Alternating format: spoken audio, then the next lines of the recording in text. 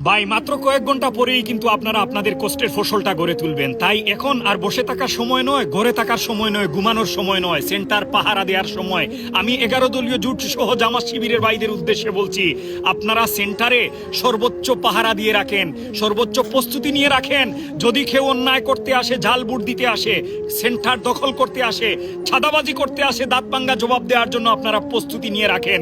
আপনারা নিজে অন্যায় করতে যাবেন না, কিন্তু যদি কেউ অন্যায় করতে আসে, আমাদের বুটের অধিকার কেড়ে নিতে আসে, তাহলে দাঁত ভাঙ্গা জবাব দেওয়ার জন্য প্রস্তুতি রাখেন।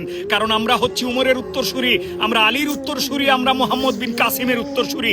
আমরা কারো সাথে অন্যায় করব না, কিন্তু যদি কেউ আমার বুটের অধিকার কেড়ে নিতে আসে, সেন্টার দখল করতে আসে, যদি কেউ ঝাল বুট দিতে আসে, আমরা তাকে ছাড় দেব না। শুধুমাত্র জামাত শিবিরের দু একজন ভাই যদি দাঁড়িয়ে নারায়ে তাকবীর আল্লাহু আকবার স্লোগান দিতে পারেন, বিশ্বাস করেন অন্যায়কারীরা অনেক দুর্বল।